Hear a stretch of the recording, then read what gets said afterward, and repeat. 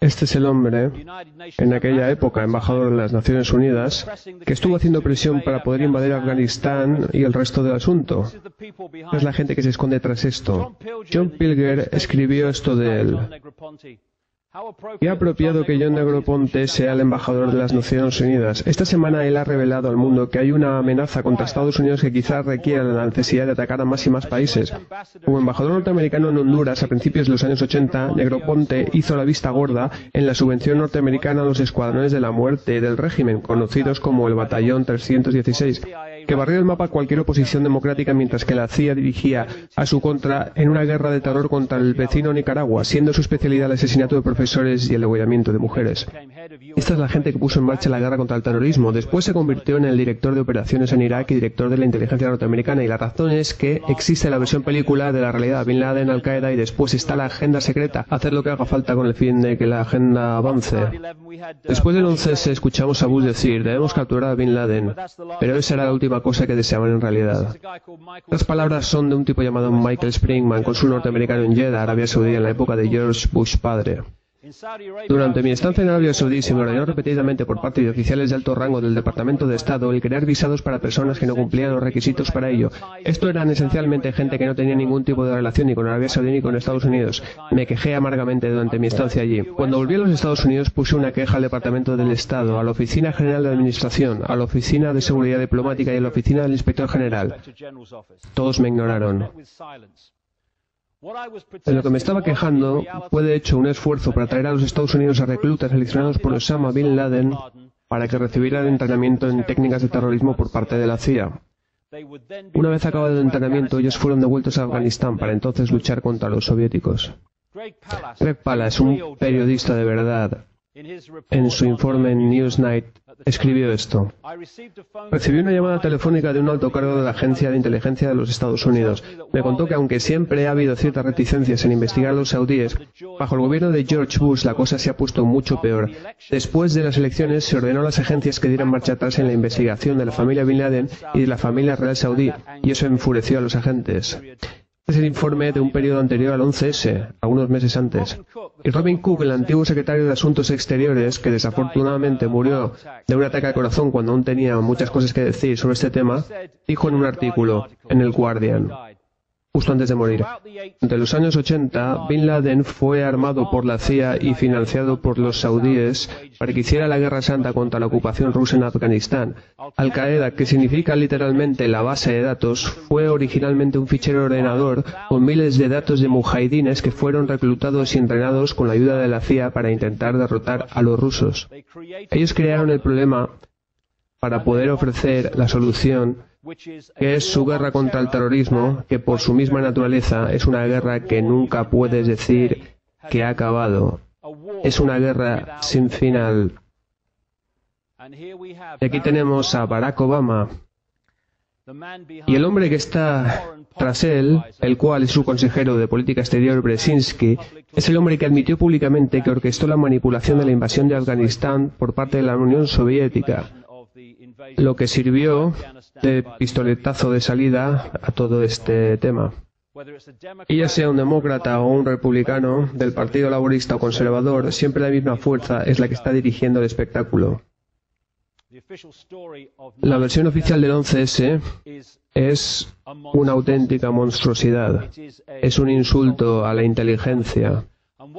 Y es muy interesante que hoy en día esté saliendo cada vez más gente a la palestra, particularmente en los Estados Unidos, grandes académicos y gente importante de las grandes universidades.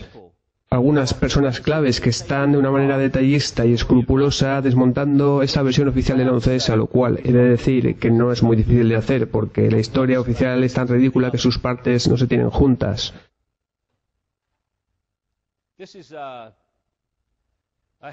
Esto es un turbante que se suponía que estaba en uno de los aviones que chocaron en Pensilvania, el vuelo 93. Y ya veis, ni siquiera está sucio. Pero bueno, dijeron que lo encontraron entre los restos del avión y lo exhibieron. También está el tema del pasaporte de los secuestradores, con el cual el FBI convocó una conferencia diciendo que lo habían encontrado cerca de la zona cero y que estaba en uno de los aviones que chocaron contra las torres. Una larga y sucia guerra, dijo Cheney, una guerra sin fin. Y él quiere decir una guerra sin final que justifique el estado orwelliano que se está desarrollando a partir de este momento. ¿Os dais cuenta? Es como un juego mental, y los juegos mentales son emocionales. De una gran manera, problema-reacción-solución es una manipulación de la emoción. Y la emoción más importante que logra que la gente entregue su poder a otros, más que ninguna otra, es el miedo. La gente que tiene miedo de algo dará su poder a otros al pensar que les protegerán de aquello que les amenaza. Cuanto más se nos pueda persuadir para que sintamos miedo, más probable será que aceptemos aparentes soluciones a aquello que tememos. Para lograr esto, ellos tienen que ponernos en un estado de miedo y de supervivencia.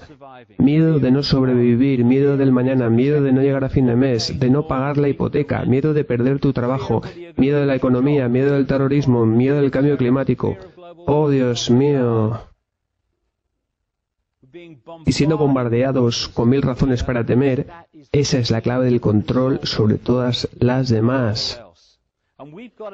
Pero tenemos una elección, siempre hay una, entre la aceptación de ese miedo, aceptando el estado orwelliano, o bien olvidando nuestra obsesión con el miedo, levantando nuestras cabezas y haciendo algo al respecto, como por ejemplo dejar de cooperar con la creación de nuestra propia prisión.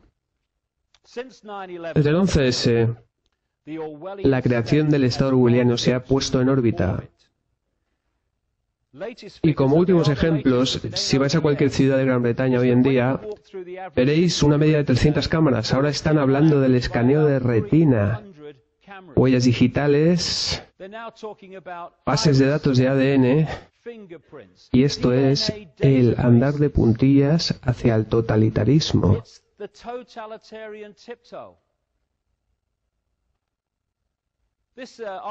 Después del atentado de Londres, pusieron ese cartel por todo Londres. Seguridad detrás de los ojos vigilantes. Pero el de la derecha es un póster correspondiente a la época de la Alemania nazi, justificando más control y suprimiendo libertades para proteger a la gente. Esta semana alguien me ha enviado esta imagen de este póster colocado en una pared de autobús en Sheffield. ADN, escupir y salir corriendo. Aún así te pillarán. Todos los autobuses, tranvías y estaciones tienen unidades de testeo de ADN. Escupe a los empleados y podrás ser monitoreado y perseguido. Incluso aunque no sepamos cuál es tu aspecto, tu ficha estará en una base de ADN para siempre. Y te ponen en una base de datos sin cargos, sin ser condenado por nada y sin ser ni siquiera arrestado.